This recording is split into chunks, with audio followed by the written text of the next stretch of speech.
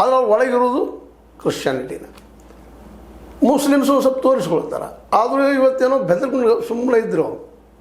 ಆದ್ರೆ ಅಮೇರಿಕಕ್ಕೆ ಎದುರು ಜಗಳ ತೆಗೆದು ಇವತ್ತೇನಾಗಿದೆ ಅಮೇರಿಕ ಪರಿಸ್ಥಿತಿ? ಹೌದು, ಎರಡು ಮೂಲಭೂತವಾದಲ್ಲಿದೆ, ಇಲ್ಲಂತ ನಾವು ಎಂದೂ ಅನ್ಲಿಕ್ಕೆ ಸಾಧ್ಯ ಇಲ್ಲ. ಆದರೆ ಮೂಲಭೂತವಾದದಿಂದ ಏನಾಯ್ತು ಇವತ್ತು ವಿಶ್ವ ಇವತ್ತು ಸಪೋಸ್ ಏನಾದರೂ ಎರಡರ ಮಧ್ಯೆ ಯುದ್ಧ ಏನೋ ದೀರ್ಘಾಗೆ ಕರ್ಗ್ ಐಲ್ಯಾಂಡ್ ಆಗಿರ್ಬೋದು, ಇನ್ನುಳಿದಾಗಿರ್ಬೋದು, ಅಲ್ಲೆಲ್ಲ ಬಾಂಬ್ ಹಾಕಿ ದಿವಾಳಿ ಎಬ್ಬಿಸಿದ್ರೆ ಜಗತ್ತಿನ ಎನರ್ಜಿ ಮತ್ತು ಗ್ಯಾಸ್ ಅದ್ರ ಮೇಲೆ ನಾವು ಇವತ್ತು middle class lower middle class ಎಲ್ಲನೂ ಅವ್ರ ಗತಿ ಏನು ಅಂತ ಯಾಕೆ ಮಾತಾಡ್ತಾ ಇದ್ದೀನಪ್ಪ ಅಂದ್ರೆ, ನಾವು ಮೊದಲು ಈ ಧರ್ಮದ ಬಗ್ಗೆ ಅರ್ಥ ತಿಳ್ಕೊಂಡು ತತ್ವಜ್ಞಾನಗಳಲ್ಲಿ ನಾವು ಚರ್ಚೆ ಮಾಡಿದ್ರೆ ಯೋಗ್ಯ, ಯಾರು ಶ್ರೇಷ್ಠೋ ಯಾರು ಕನಿಷ್ಠೋ ಬೇರೆ ಮಾತು. ಅದು ನಮ್ಮ ಯತ್ನಾಳರಲ್ಲಿ ಅದು ಯಾವುದೂ ಇಲ್ಲ. ಒಟ್ಟು ಖಂಡಿಸೋದು ಟೀಕೆ ಮಾಡೋದು ಮಾಡಿರಿ, ಅದೇನು ಅವ್ರಿಗೆ ಬಿಟ್ಟಿದ್ದು. ಆದರೆ ಅನಿಸಿದ್ರೆ ಕೆಲವೊಂದು ಹೇಳಬೇಕಾಗ್ತದೆ.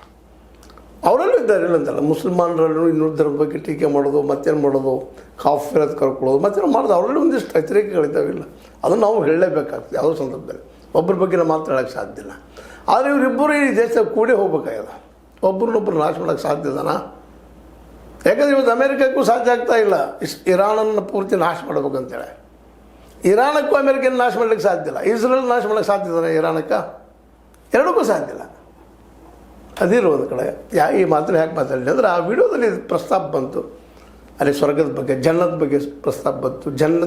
ಜನ್ನದ ಜೊತೆಗೆ ಜನ್ನಮ್ಮದು ಚರ್ಚೆ ಮಾಡಲಿ, ಬೇಡ ಅಂತ ತಪ್ಪಲ್ಲ. ನಮ್ಮಲ್ಲೂ ಸ್ವರ್ಗ ನರಕಗಳಿದ್ದು ಅಲ್ಲೂ ಇದ್ದಾರೆ. ಅಲ್ಲಿ ಸೈತಾನ ಅದಾನ, ಇಲ್ಲಿ ಮತ್ತೊಬ್ಬ ನಮ್ಮಲ್ಲಿ ರಾಕ್ಷಸ ಅದಾನ ಅಥವಾ ಪೈಸಾಚಿದಾನ. ಎಲ್ಲ ಕಡೆ ಇರೋಣರು ಇವು ಅವ್ರವ್ರ ನಂಬಿಕೆಗಳು ಬೆಳೆದು ಬಂದಿರೋದು. ನಂಬಿಕೆ ಅನ್ನೋದು ಇವೆಲ್ಲ ಒಂದು ಮೂಢನಂಬಿಕೆ ಅಂದರೂ ಅಡ್ಡಿಲ್ಲ, ಕಲ್ಪನೆ ಅಂದರೆ ಮೂಢನಂಬಿಕೆ ಅದು. ನೋಡು, ಒಂದು ಕಾಲಕ್ಕೆ ನಮ್ಮ ಕವಿಗಳು ಹೇಳ್ತಾರೆ, ಕಾಳಿದಾಸ ಹೇಳ್ತಿದ್ದ, ಚಂದ್ರನ ಮುಖದಂಗಿತ್ತು ಹೆಣ್ಣಿನ ಮುಖ ಅಂತೇಳಿ. ಇವತ್ತು ಚಂದ್ರ ಮುಖದ ಬಗ್ಗೆ ಮಾತಾಡ್ರೆ ತಗ್ಗಾದಿನ ಬಗ್ಗೆ ಇವತ್ತು ಸತ್ಯ ಗೊತ್ತಾಗ್ಯದ ಅಂತ ಹೇಳಿದ್ರೆ ಹೆಣ್ಮಗಳು ಕೇಳ್ತಾಳ್ರಿ, ಎಲ್ಲಿಯೋ ನನ್ನ ಮಗದ ಅಷ್ಟು ತೆಗೆದ ಅಂತ ಕೇಳ್ತಾರೆ.